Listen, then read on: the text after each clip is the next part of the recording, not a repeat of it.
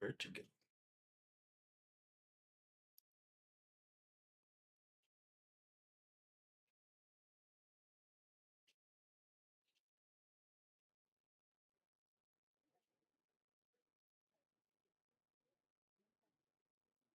That's helpful. Come on now. Mac, you don't know better than me.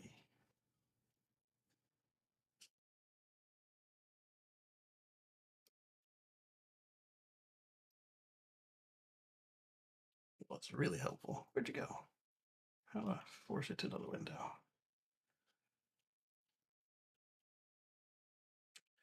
What's going on? I'm trying to get so I can see the push the button to change the screen, but it's not playing nice. If I do this, okay, that's not particularly helpful. Ah, there we go. I got something going on. Perfect. All right, now let's start the show.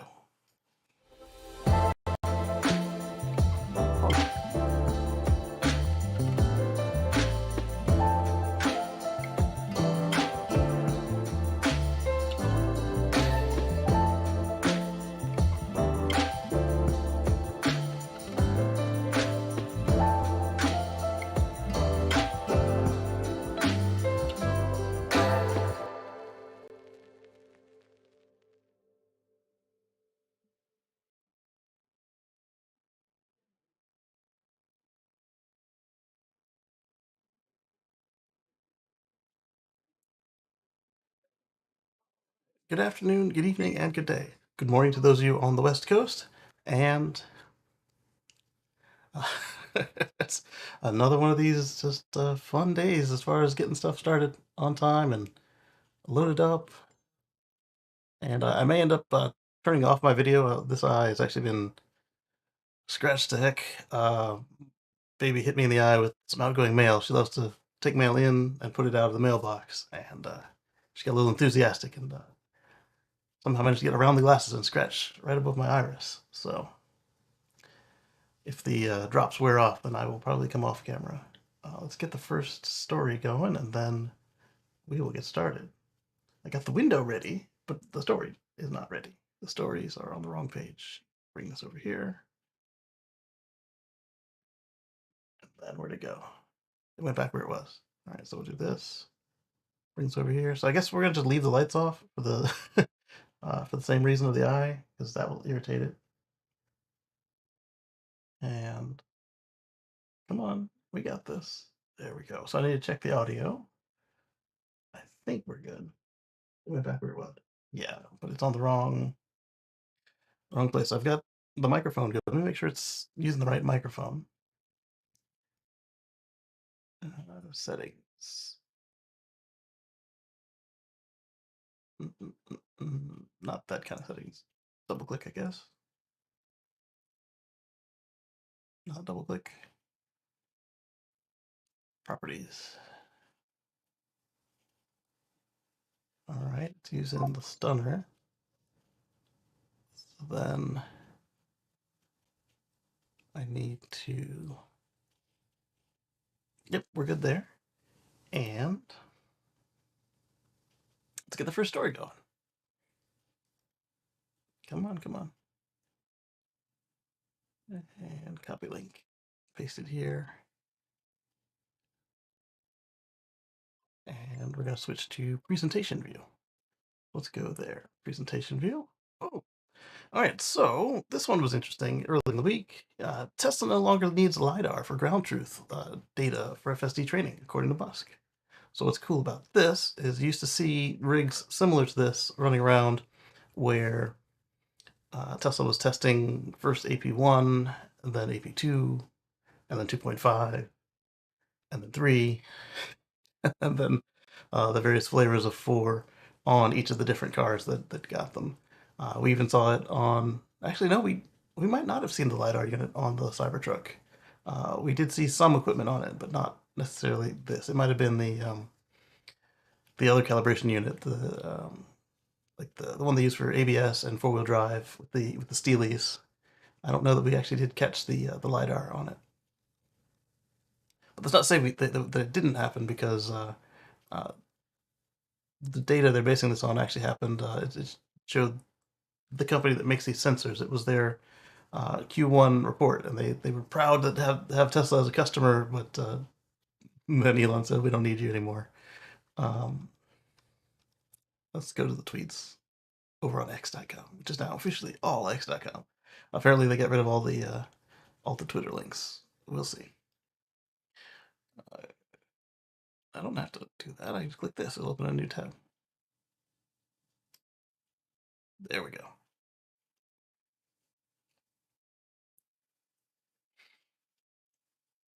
I probably should have scrolled down some more and clicked on the Elon link, but we're here now, so whenever it chooses to load, let's just spin it. So while we wait for it to spin, I will get the next story ready to go. It's kind of a follow-up, and it's kind of the reason I also didn't want to get too far into the weeds on what happened with the other one. You'll see what I'm talking about in a minute. So, let's see. The Verge is so silly. Tesla is stocking up on crutches. It's a remarkable reversal. They then acknowledged that they know that Tesla has been using these Luminar units to collect ground truth data since 2021. Have some respect for your reader's intelligence. So basically, they were creating a controversy and then saying that, yeah, we realize it's not really all that big a deal. Musk says we don't need them even for that anymore. And then the other Omar asks, so why are you their biggest customer? I didn't see this one. His reference looks to be at the present and the future. Tesla were their biggest customer last quarter. Yep. All right, so the next, we've got this one here. As I was saying, we didn't know how it was going to go down. We didn't know the real story. We still don't know the real story, but listening to a couple of the dudes' biographies, listening and reading. Did I read them, any of them, or did I listen to them all? It makes some of the longer drives easier if you just have audiobooks. And did it? It's not spinning. Let me try that again. There we go. So this one is coming from Dana Hall. She says that news: Tesla has started rehiring some of the supercharger team that was laid off.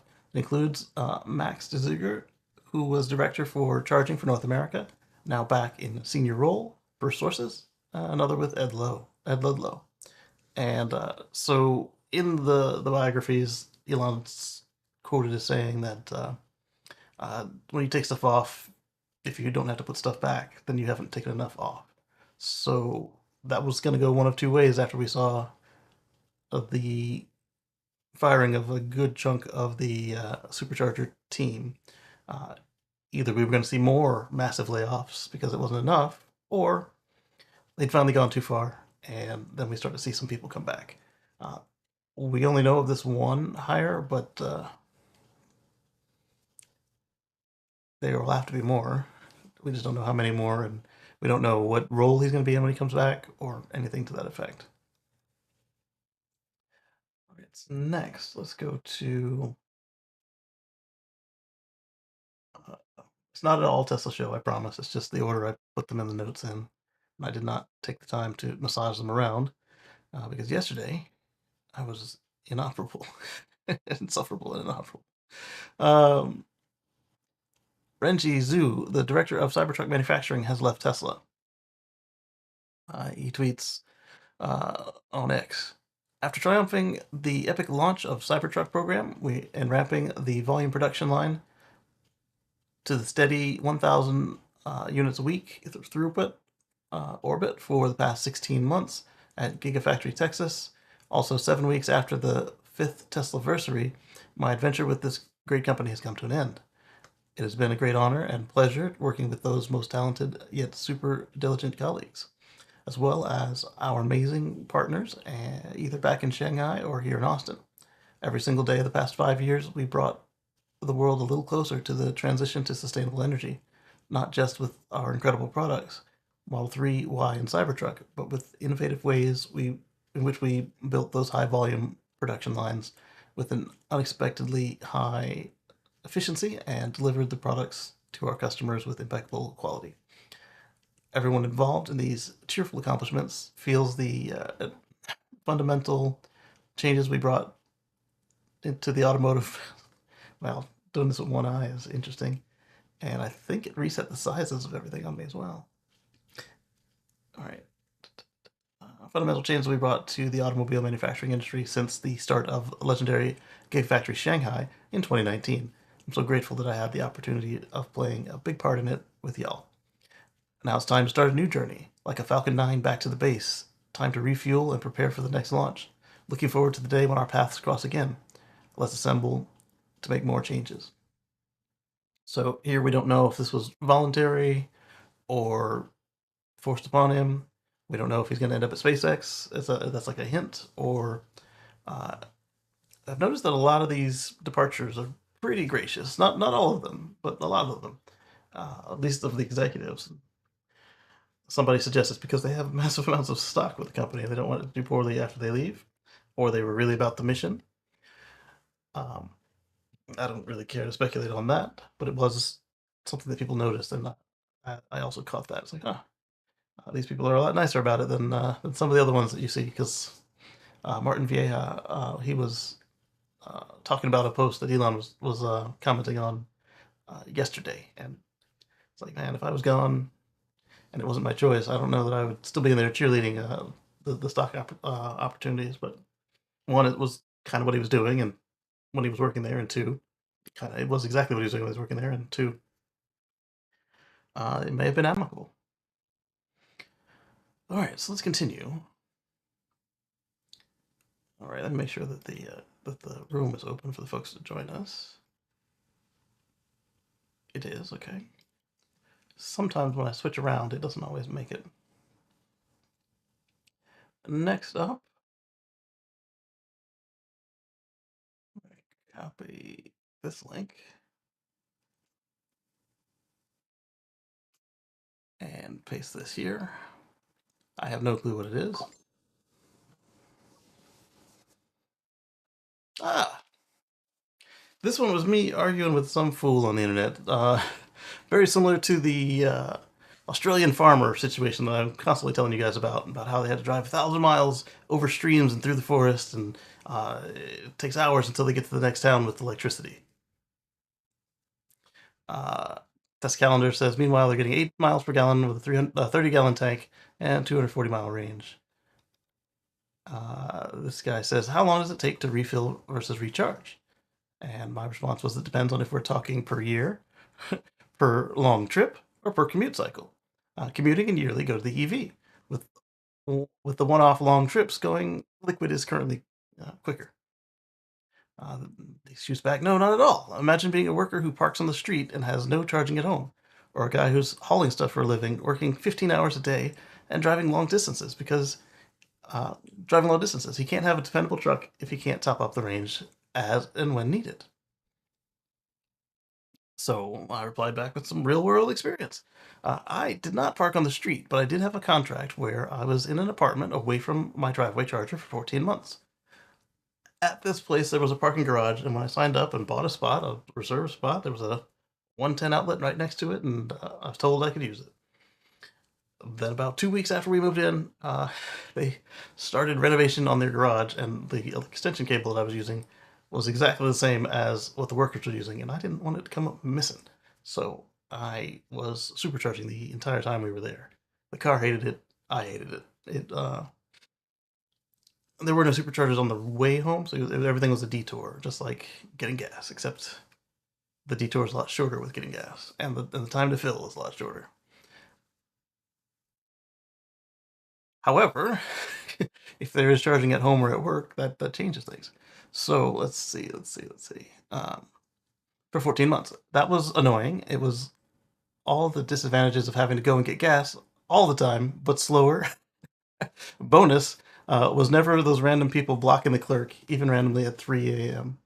Uh, for some reason, every now and then I had to just go in to do something. I don't know why I had to go in, either to get my receipt or because the readers messed up, or I guess Used to, because it's been a long time since I had to go get gas. Other than the one time when my Model S was in the body shop and I was bringing back their rental car because I had to fill it back up and get the receipt because they were paying for the gas.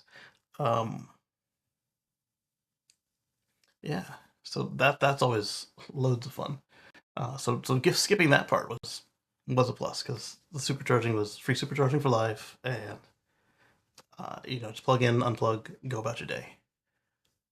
Another job I had also had no home charging, but did have work charging.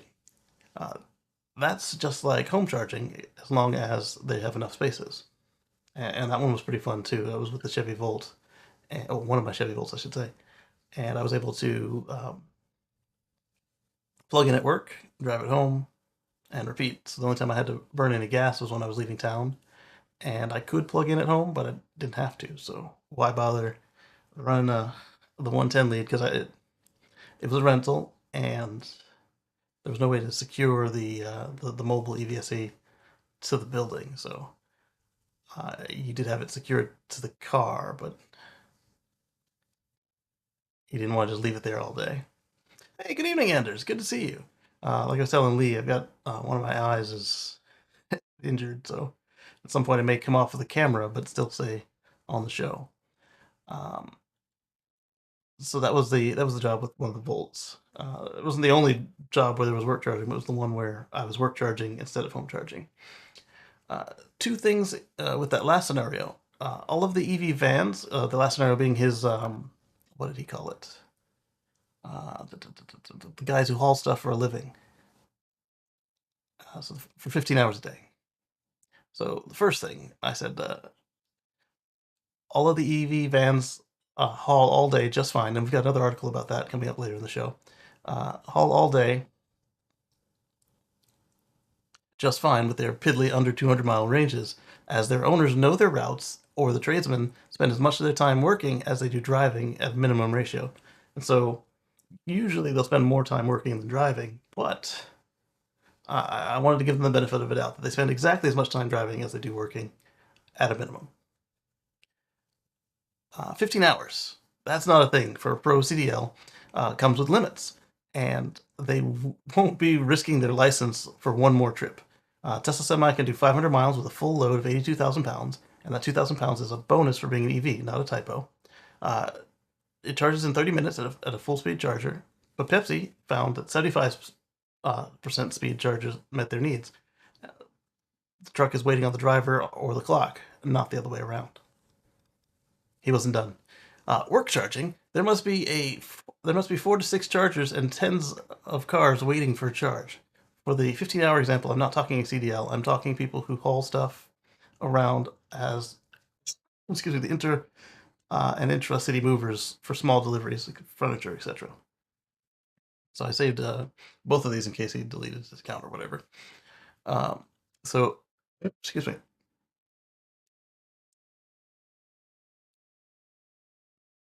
Work charging. The first place had 3 chargers. The place where I was charging the Volt. I was the only regular EV driver. The owner and his brother would occasionally drive one. The second place did not have its own chargers, but the landlord had 12 spaces, all of which were public and free. So for that one, I did charge at home, but I didn't have to. But it was a good little walk around the campus to go get their free charging. So if we were going that way for lunch or something, I would kind of come back. But home charging is so convenient, even if it's slow. Let's see. All of which were public and free. Occasionally it was full, but even then it was max 4 to 6 employees, and the same people, and the same for people off the street because it was a shopping center.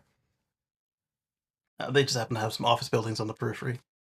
The third place had access to access cards and charge per use, but they had about 15 spots. This was an EV heavy area, so this was up in DC. I saw about half the capacity.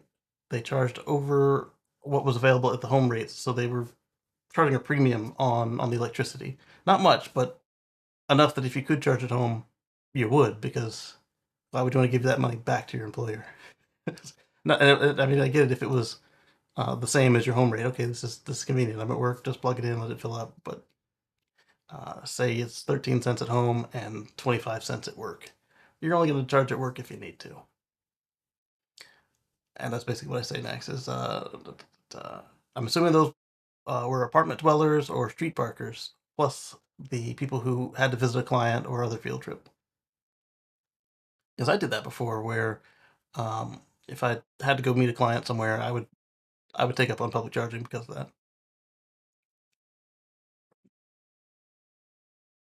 Mm, baby's crying, so it's either bath time or teeth brushing time, or she's not getting what she wants. Let's see. For the two furniture and appliance delivery store clients I serviced regularly, their delivery people seemed to work every day, both when they were my customers and when I was theirs. Because one of the places actually delivered me some furniture, even knocking items off for the next day or so. This sounds a bit like the Australian farmer who who needed to travel 1,000 miles a day over mountains through streams and the nearest town, but either had a gas station or electricity. No mention of if it had a charger, but they're just appliances for public units and glorified extension cords for home units. I'm not saying they don't exist or that the farmer or you, whoever Momo is, were untruthful.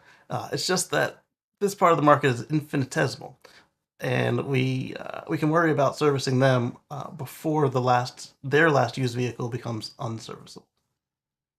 So, I mean, yes, it doesn't meet the needs of 100% of the people out there to go EV. It doesn't have to, not yet. We got some time. 1 year for Norway and 5 years for the next earliest after them.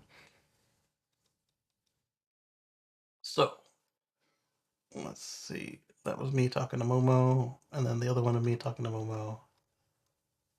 And then I wrote an article. We're not going to read the whole article, I'm going to talk about it.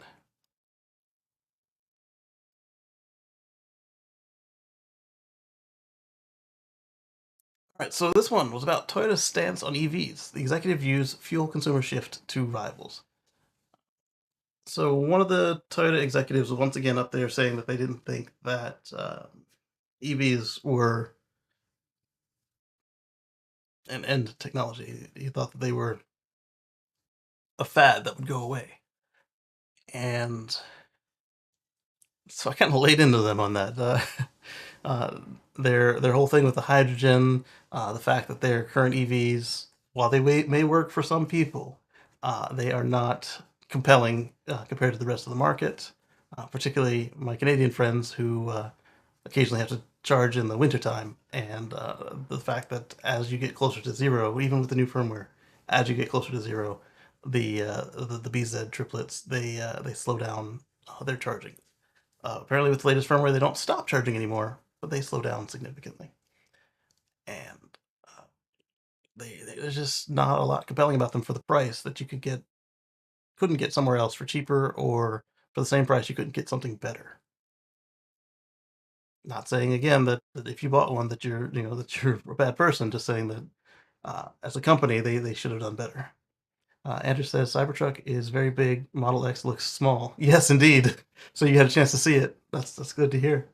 Um, I may pull the trigger on converting my reservation to an order next week. We'll see what's happening. I was liking the idea of it coming in September, but then when I looked again this week, both the gray panel and the silver panel and the white panel with the ugly small wheels were coming in July, and I won't be ready to pay for a truck in July. But September, I think I can maybe make something happen.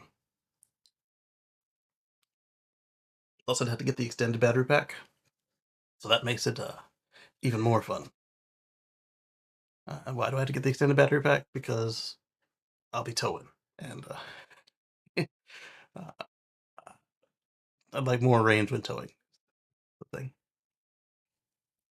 So yeah, take a chance to read this on my articles on X. There I am at GCustom, and tell me what you think. Put a little comment in there, and let's go on to the next thing. All right.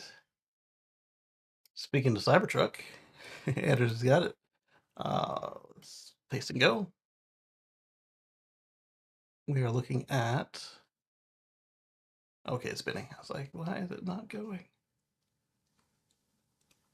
I don't know why my connection seems so slow today.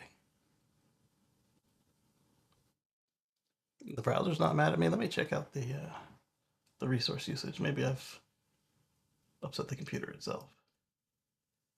No, it's green. Maybe I'm on cellular and don't know it. Oh, it went back. Or maybe X is having issues. Let me try again. Oh, I don't know what I clicked on, but stuff changed over here.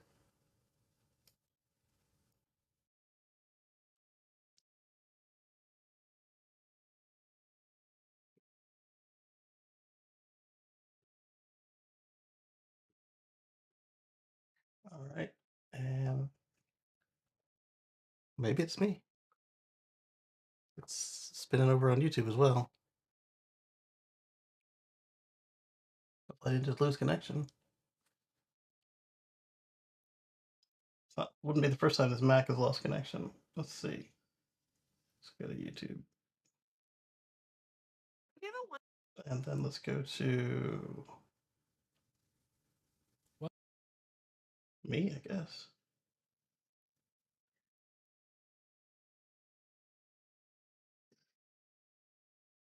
Okay. So so it's still going on online, so don't know what's going on there. Let's try another browser real quick, I guess. Oh, now it wants to load? Great. No, not another browser. So Nick Cruz, Pentane, Chris at Dirty Tesla just revealed the cost of his repair on his YouTube channel. $2,800 for the rear quarter panel replacement for the rear left sail per Tesla's terms, but most importantly, a 1-day turnaround, which is impressive. The beautiful thing about Cybertruck's stainless steel construction, no unnecessary time waiting for a new panel to be cut, welded, filled, primered, sanded, and finally painted. It's as simple as bolt on and bolt off with the Cybertruck's body panels. Watch his full video here. And yeah, that is pretty cool. And then he had this video clip where, coming from Chris himself, so don't have to worry about it. The guy crunched the heck out of the car, and then thankfully, the Cybertruck also re-inflicted some damage on the other person. Um, so the folks were saying that's a lot for a bolt-on, bolt-off, but when you think about there's labor involved, and that's the sail is very much like the Rivian, where it's just a large panel. Thankfully, unlike the Rivian, it's not the whole rear corner lower of the car all the way up to the top of the on top of the driver. Thankfully, Tesla didn't make that mistake. I like how it performed. I thoroughly busted the crap out of the other cars as they performed the hit and run. This guy right here saying $2,800 for a bolt-on and bolt-off is not beautiful. When you look at what normally would cost you for something in that area, if it didn't total the car, or you're looking at anywhere from $5,000 to $40,000 depending on the car. So while high, that's not comparatively high at all. My Jeep Grand Cherokee had a small dent and paint damage on one door when a tow truck slid into it. It was almost $5,000. No wonder the 6-month premium on my Cybertruck is only $700. Or it's under $700. Continuing on. This one wasn't so good, and I don't know what happened here.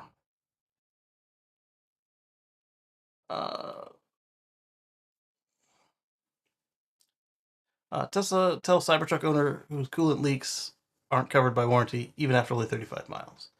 And they based their article on a tweet, which I think is this one. Days ago.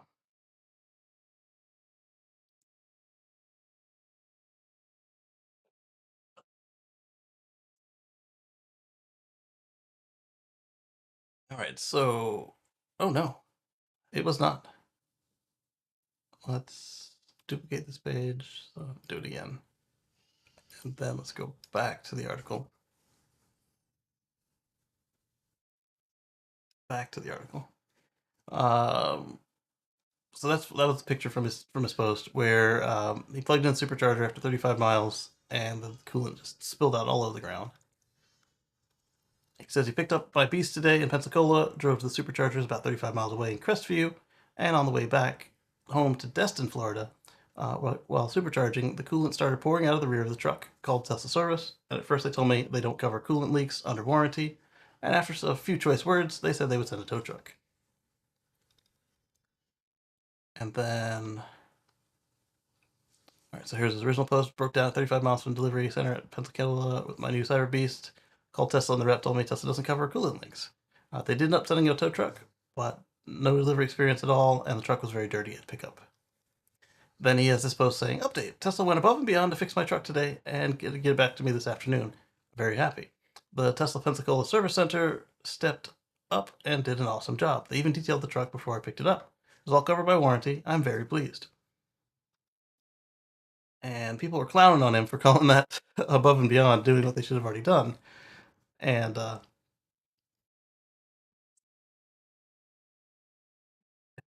after he did that, the truck continued to break some more, and uh,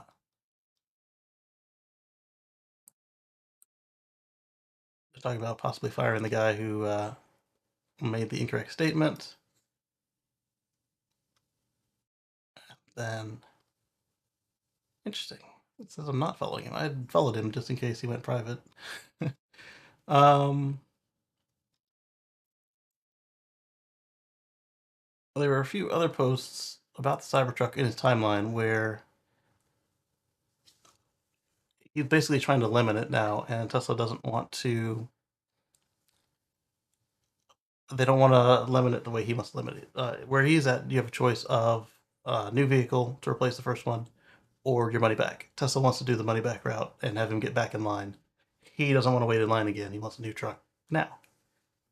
I don't blame him, but it was kind of funny the way the folks were clowning on him, and then all of a sudden, things were no longer above and beyond again.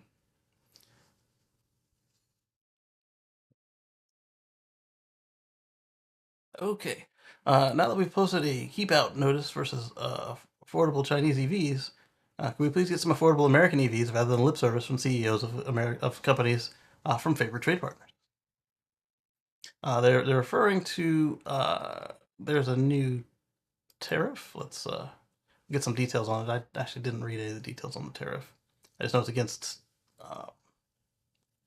particularly Chinese cars, but let's see if they summarize it for us.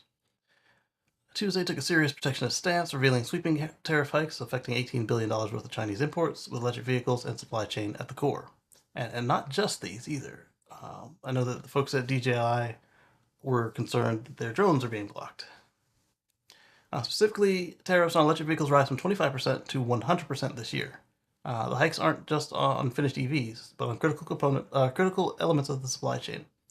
This year, the tariff rate on lithium-ion batteries and battery parts increased from 7.5% to 25% when applied to EVs, while an equivalent hike on lithium-ion batteries imported from China for other purposes will be starting in 2026. The scope of the tariff announced on EVs won't, at face value, provide the same trade barrier as 100% tariff on Mexico-built Chinese cars, EVs or not, that former president and presidential candidate Trump would have proposed in March. But it goes after key aspects of the EV supply chain that will affect new vehicles no matter what fuel they have. So, with this one, my comments were that it's probably just going to force the Chinese people to push their cars through Mexico. And apparently, uh, candidate Trump had an idea about that, but he was very China friendly during his policies. So anyway, so we'll have to see if he makes it what he does. But I don't know. I don't know if this is actually going to do what these people think it will do.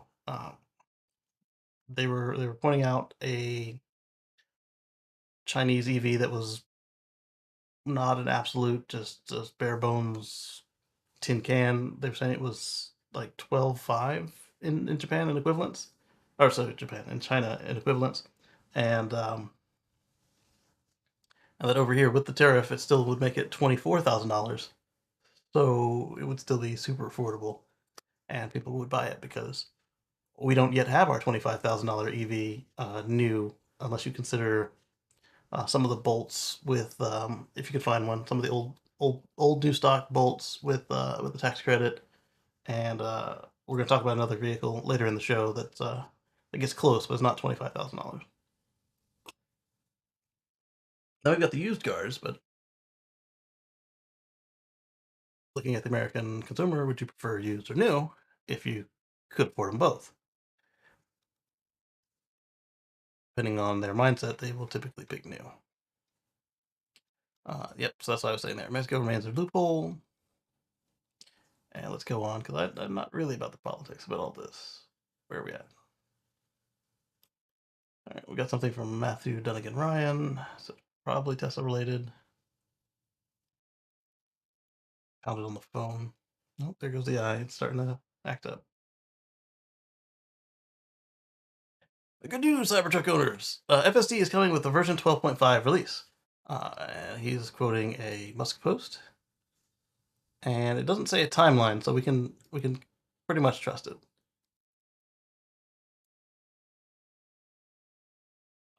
AI is taking off at an insane pace. By the way, 12.4 goes to internal release this weekend, so as we speak, and limited external beta next week. We'll see about those timelines. Roughly 5 to 10x improvement in miles per intervention versus 12.3. We'll see about that as well. 12.5 will be out in late June. We'll see. I don't trust this guy with times to save my life. We'll also see major improvement in MPI and is single stack. Oh, excuse me. When Cybertruck FSD, he says, but 12.5. What is single stack? Are you talking about? Miles per incident and is single stack. No more implicit stack on the highways. That sounds nice. Timothy says, greetings. Good to see you. And Lee says, how's it going? How's it going? Oh, wait a minute. No timeline. Right, exactly. we we've all learned we can't trust Elon time quotes. I mean, you can listen to him. You can say, all right, that sounds nice. That's a goal. We'll see what happens. But he can have a party starting at 8, and he'll be showing up at 8:30, 10 o'clock, 9 o'clock. We don't know. And my joke is he can't read any timepiece to save his life.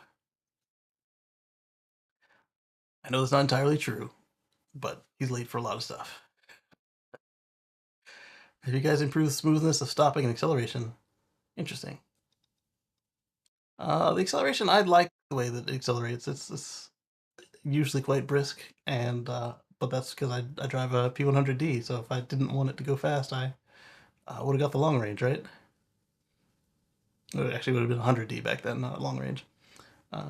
These huge advances is much more exciting than a marginally useful AI assistant from a certain large cap company. Can't wait to play with it in the future.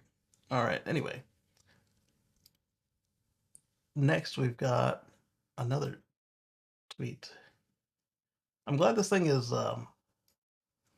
translating them from twitter.com to X, because when they shut down the twitter.com, they could have ruined today's show, because they're also translating from twitter.com to X, and I was in the X app when it was making these Twitter links to save them for me, which is interesting.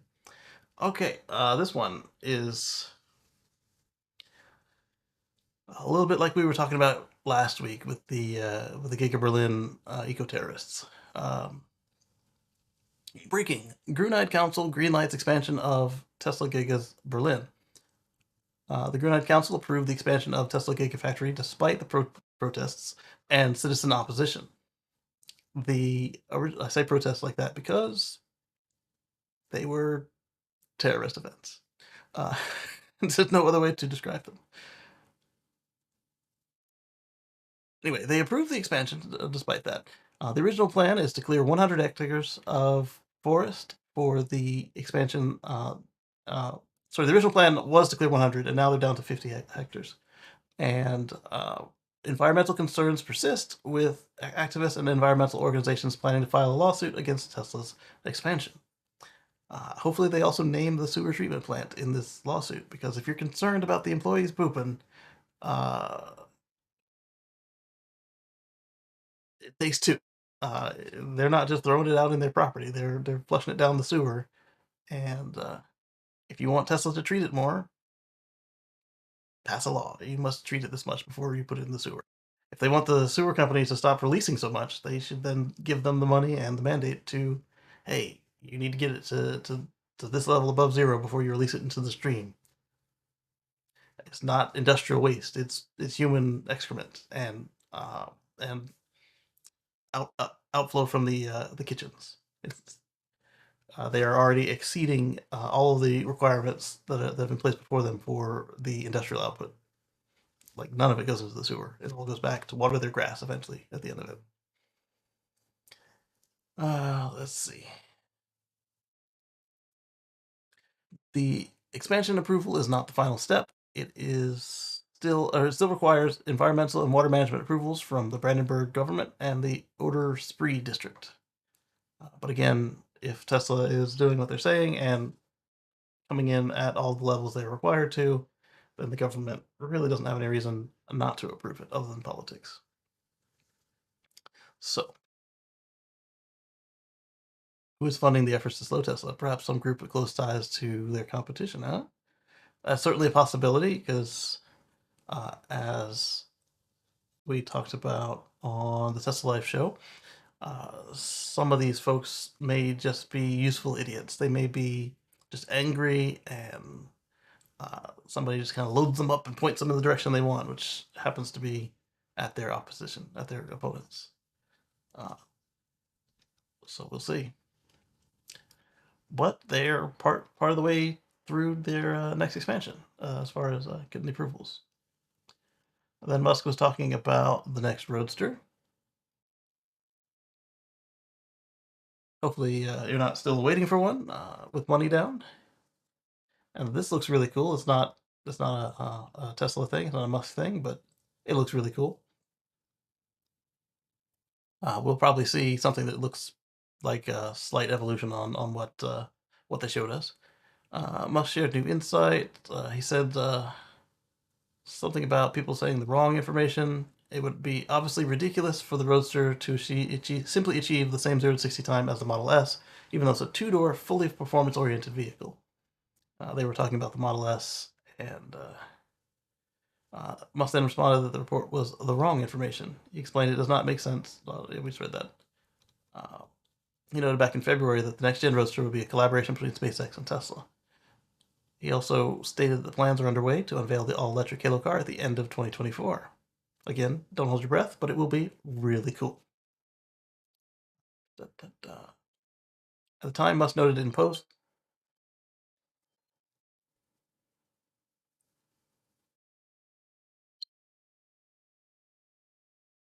My sugar's high. Uh,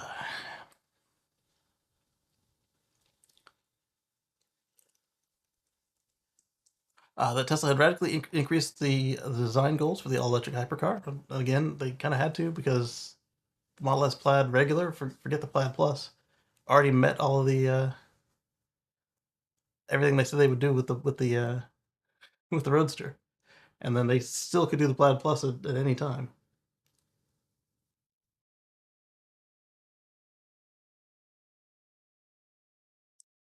Right. So that was that.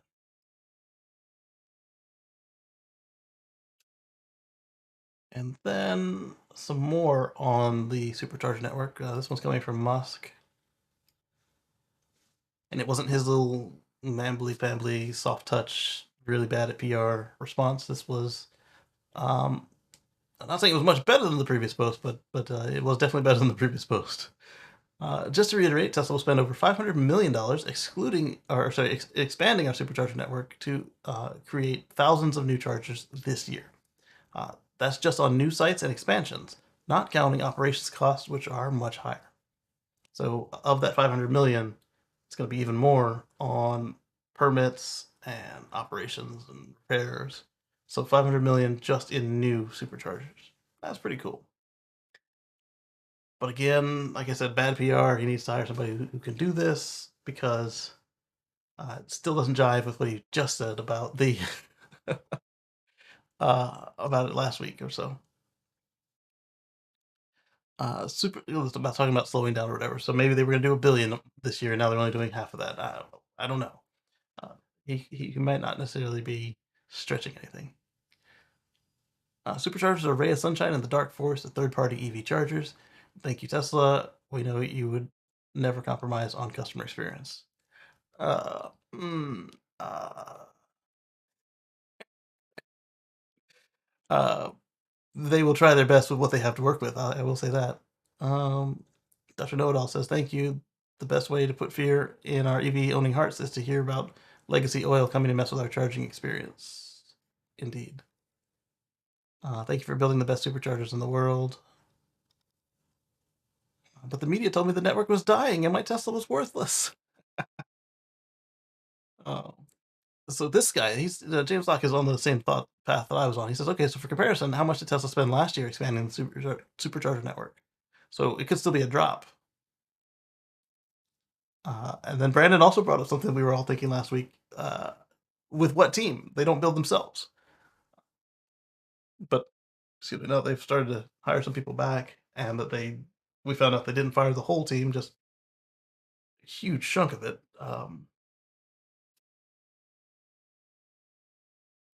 That still jives.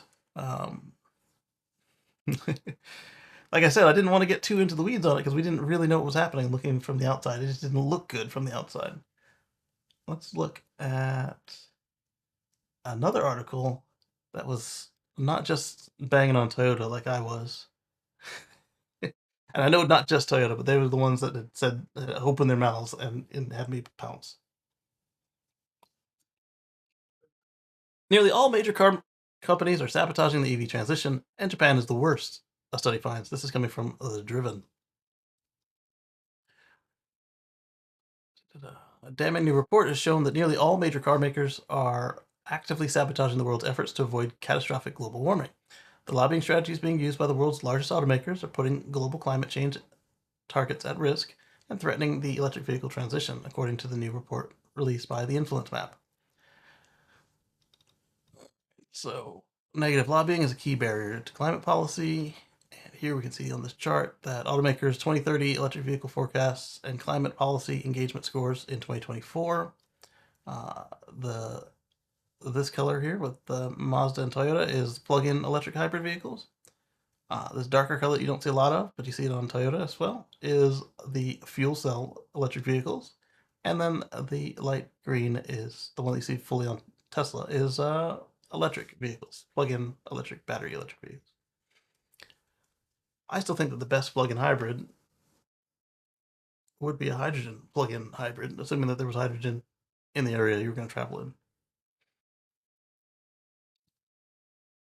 Elsewhere, it would be gas or diesel, because we don't have hydrogen anywhere.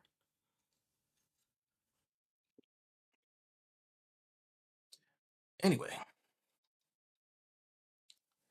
so take a look at the Driven's article here. I will paste it in the YouTube chat.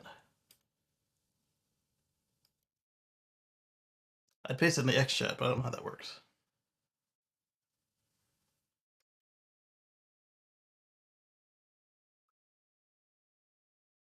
All right, so moving on, we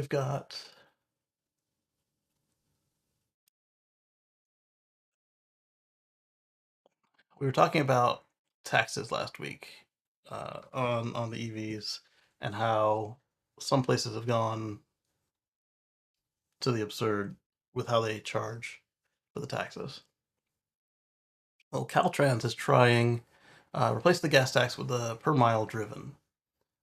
And in the past, I was really against this particular scheme, but then when you look at it this way, when you look at the places where it's illegal to sell a Tesla, a Rivian, or a Lucid, they still collect the tax on the car. Uh, you look at the places where you buy from Amazon, where Amazon doesn't have facilities, they still charge you for sales tax for buying on the internet. So really, what's the difference here if they charge you for miles you drove in New Jersey while you work in New York, or vice versa? It's not a good way to do it, but it can work, and it's universal. Somebody also brings up a really good point that it's not fair to poor people. It's regressive.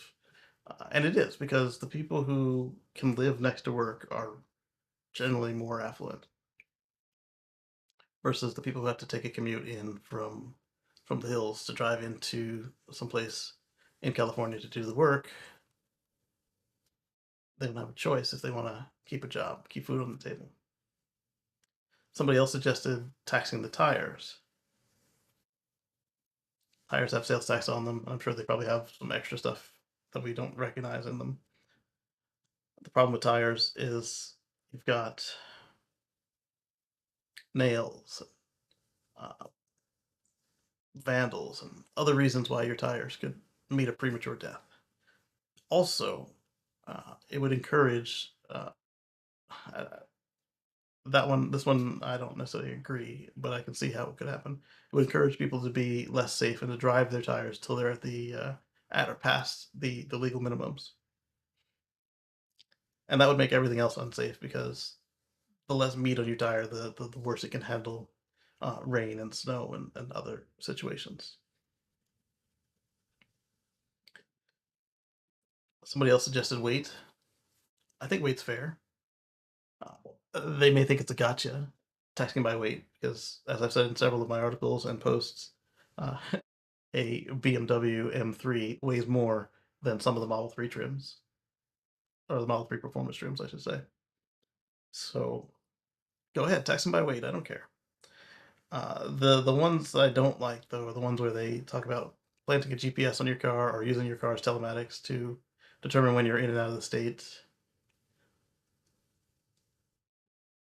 Um, if it was just miles driven in the state and it was coming from the car maker rather than the government looking at everything, maybe I don't know. Like, hey, Ford says you were 80% of your time in Michigan, so this portion of your tax is going to Michigan, and we're going to keep this 20%. Tesla says you were all over the map, so we're going to split that up all over the place, like they used to do with the apportioned before the apportioned plates, where they had every state that a tractor trailer could go through. That was ridiculous. Um, there's no easy solution to this, and they probably should have been thinking about this long before now, long before they put in place the stop sale dates on fossils. But at least they're not waiting until the end. But at the same time, again, they've got to do better. These seem really lazy the way they're doing it, and I know they're limited in what they can do, but let's hope they come out with some reasonable tax solutions that aren't just tack on some price for not burning gas. And again, electricity is taxed in almost all of the places that they're talking about alternatives to the gas tax. And they should have been thinking about this over 20 years ago when the first hybrids started to roll out. First modern hybrids started to roll out en masse because they also use less gas, which they were encouraging us to get the hybrids. They encouraged us to get the EVs, and now they're whining about gas prices, gas taxes. And on top of that, the gas tax hasn't changed in decades, and it's been dusted by inflation. So they were never in the right on this. They've been wrong so long on it, and it's time for them to figure out something that works for everybody, not just California, but the rest of the states as well. All right, let's see if this works. Oh, it worked. Inside EV has a certificate problem with my connection. Used Cybertruck markups plummet as the hype cycle cools down. Really, what it is that people are able to get them directly from the company, so the urge to pay double the price has fallen. So now they're looking at 129,999 as of the time of this writing. Let's go for 164 still. Yeah, if I'm going to pay over, I'm going to pay over with the company. I'm not going to pay over for that. Oh, look, comments. Let's see. Alternative headlines. Used Cybertruck markups continues the highest of any production vehicle. You got a Cyberbase for 39 to 59K? You're being stupid on purpose. Oh, let's go on. Yes, this is the one I was talking about to replace the bolt earlier in the show. Let's paste and go. How GM made the $35,000 Chevrolet Equinox EV into a 319 uh, mile range champ. And so basically, they learned how to make their Ultium finally. And so the new Chevy Equinox is the cheapest way to get more than 300 miles of range in a car, in a new car, thanks to the Ultium scale for that. There it is. Forget the $100,000 spaceships. The world needs now is the more affordable electric cars. And after plenty of setbacks on the electric front, GM thinks it's found the secret sauce in the now on sale 2024 Chevrolet Equinox EV. Just watched a little bit of the video that Kyle and friends over at Out of Spec put out on the Blazer EV, and that one was pretty cool. Sorry, the Blazer EV Police Edition, and that was pretty cool.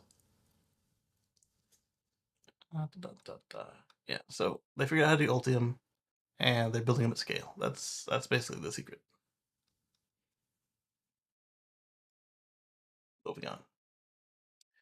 Speaking of hydrogen, as we were earlier, you really didn't get that link?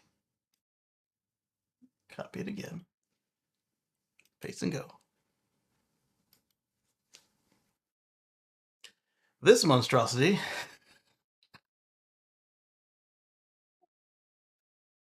Honda took a Peterbilt and they shoved 3 of their production fuel cell power plants onto it, and now it can produce 240 kilowatts and go 400 miles on a charge, and has less operating range than the Tesla Semi because where are you going to get your hydrogen?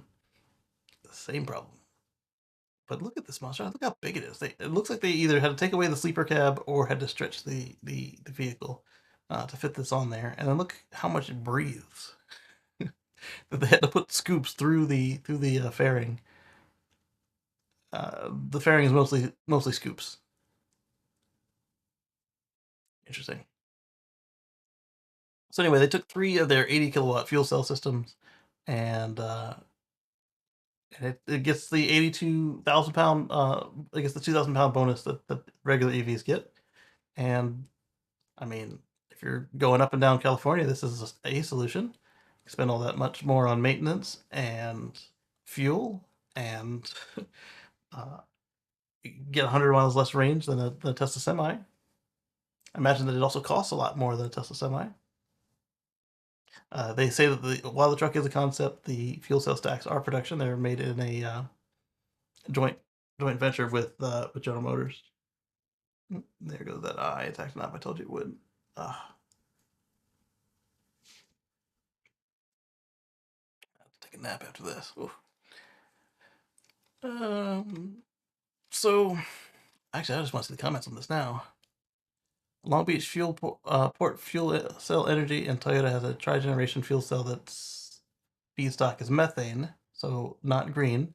It generates 2.3 megawatts of electricity that is used at the port and produces 1,200 kilograms of hydrogen a day for what is used to fill up the Mirai and equipment operating at the port. The plant produces water that is used for the car wash to clean the Mirai when the cars come in off the ship. Fuel cell energy has been producing electricity from the methane at the water treatment plants for about 20 years already. Okay, well, taking it from the water treatment plants isn't so bad. But that's not where most places are going to get their methane from. They're going to get it from natural gas. Still wouldn't fly in the US, even if hydrogen infrastructure was in place and one could find a way to afford to gas up with hydrogen every 300 to 400 miles of freight hauling. What happened to Honda's big announcement of the fluoride ion battery? Honda can't figure out an efficient way to run a high temperature battery pack in a car with fluoride ion chemistry that runs around 300 degrees Fahrenheit. It's always something. And this also goes back into the other article we were just talking about, where it seems to be that the Japanese are the ones that are the furthest behind and the biggest detractors of just putting a battery and a plug on things. Just saying. And now we're going to talk about, for our Rivian owners, watch out for your speaker. It's not one of my recall posts. Why do I have to select these twice? That's ridiculous. Yeah, so they will steal your camp speaker. Gone. Insurance companies won't like this, but you need to be aware of what's happening. The price of EV could become a target, but not in the way that you think. Nefarious actors want to make a quick buck as easily as possible, which means they'll take away from you anything they can. Yes, that includes even the portable camp speaker. Rivian launched R1T and R1S to sell them at a profit, of course, and give customers new ways to confidently tackle almost any terrain without leaving any nasty traces in the air. After all, young EV makers' slogan is keep the world adventurous forever.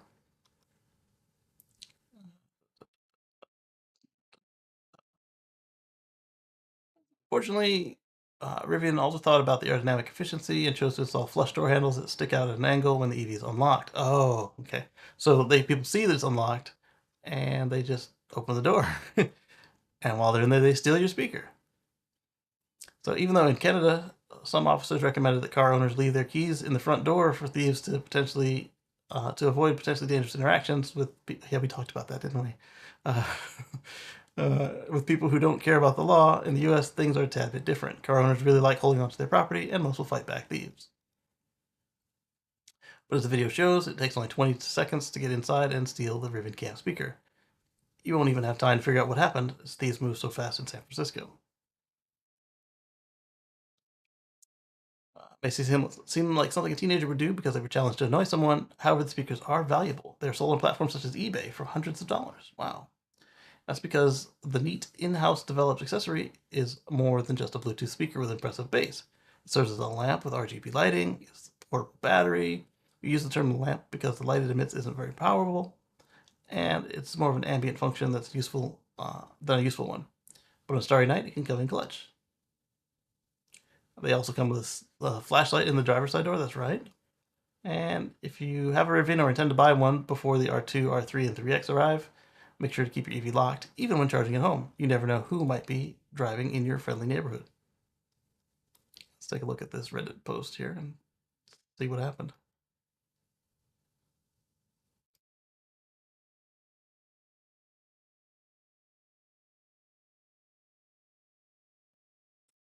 That ice fee sounds like somebody's crashing. um. Oh, what's this? A Rivian with open doors?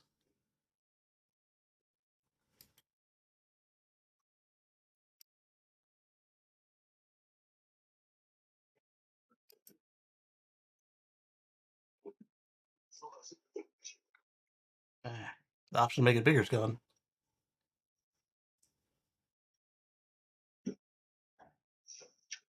Wow. Just brazen.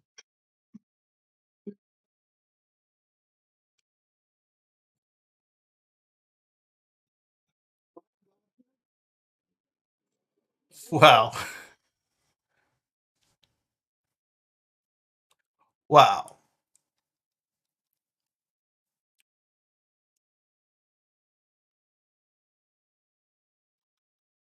Wow. Take it easy, all the handles popped out. I was driving along the main road a few weeks ago and saw a Caddy Lyric in a shopping center parking lot. The door handles were popped out and opened, and first thought was it's unlocked.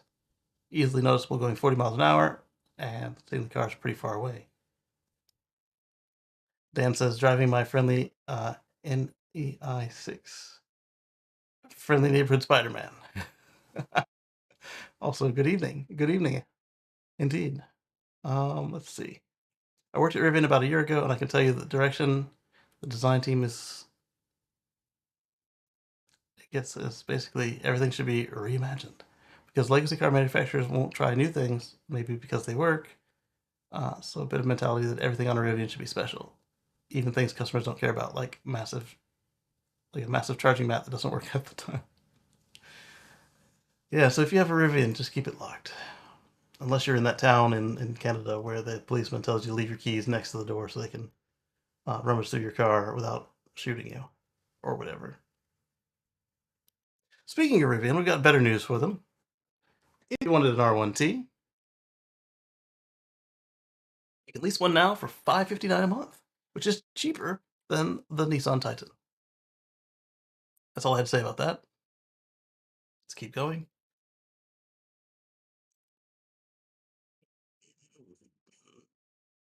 Model 3 gets a price increase of $1,000 on the Performance Edition, and then the white interior becomes a no charge option. So that way you can still keep your um, tax credit. Since that's the only one that qualifies for tax credit, you can keep your tax credit as long as you don't change the paint color. But that's not really what this was about. The Model 3 Performance starts deliveries, and several of the executives explain what's different about the EV. So, obviously, you get the 0 to 60 time, the zero tailpipe emissions because there's no tailpipe. So, different from the outgoing Model 3 Performance is the forged rims that are a tad bit stiffer and lighter. However, aero efficiency remained a priority, so that's why the rims have stylish caps. Brakes have been improved. The wheels are staggered. It means that the backs are wider than the fronts as far as the width of the tire itself, but also sometimes where they are in the vehicle. They were Pirelli to create new tires that are quieter, and Auto Evolution assumes that means they have foam in them. It may be that as well, but that doesn't have to just be foam to mean that they're quieter. They're more efficient and they can grip better. Lateral force capability, which increases slip angle, should also be better. That translates into better wear if an EV isn't always driven to its absolute limits. Model 3 Performance also has a new steering knuckle with a shorter steering arm that should enable the driver to enjoy a more playful yet sharper driving experience.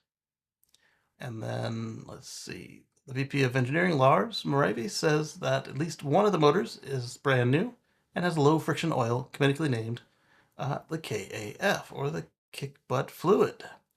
Uh, he also underlined that the upgraded suspension with adaptive damping. So that's the new Model 3 Performance for you. In addition to all the changes that are on the base Model 3, you also get the upgraded aerodynamics and the bumper, and they mentioned specifically that the rear diffuser and the rear spoiler have been formulated to increase grip and reduce drag.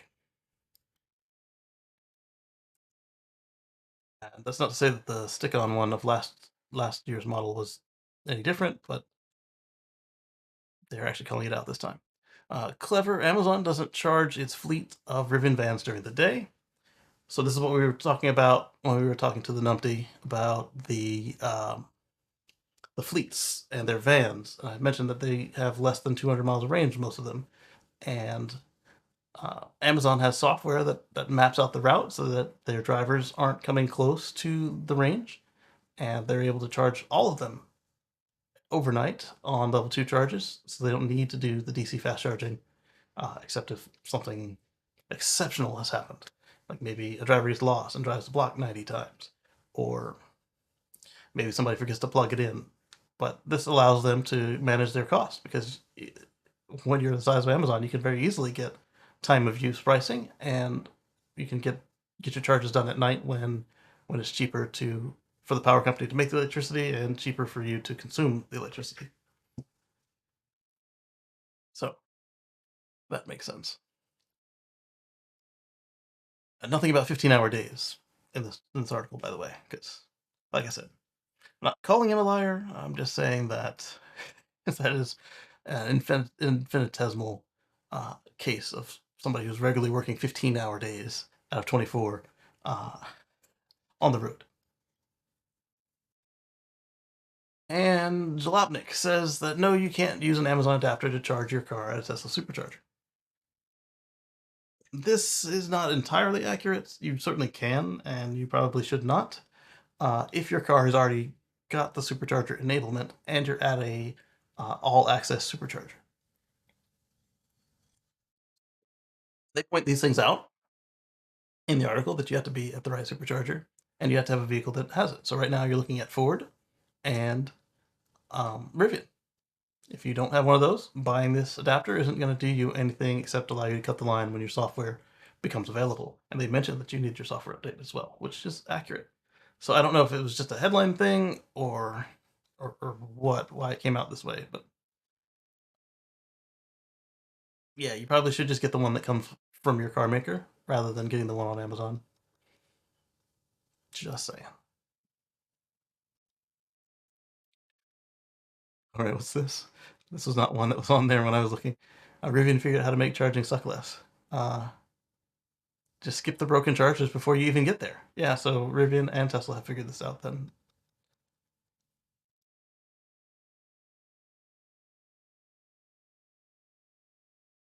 Right, so this is nothing new. Rivian's been doing this a while. Tesla's been doing it for a while as well. So hopefully next week, my eye will be better. I'm gonna go see the eye doctor tomorrow if he can get me in. This morning my eye was like welded shut. Um, for those of you who weren't here for it, my baby was with me. We were getting the mail as she likes to do, and she got enthusiastic about putting the mail into the mailbox, and somehow managed to get around the glasses and whack me in the eye above the iris. And we made it through the whole show without me having to go off camera, so that was fun. We put some drops in it and then kind of rested. So with that, I want to thank all of our channel members for continuing to sponsor the show and help pay some of these streaming fees. I also want to point you guys at the hvnomads.com website. I'm going to put it here in the chat. I have finished some more of the Nomad Notes posts. And in addition to that, if the thing will let me type, it's not letting me type. There it is.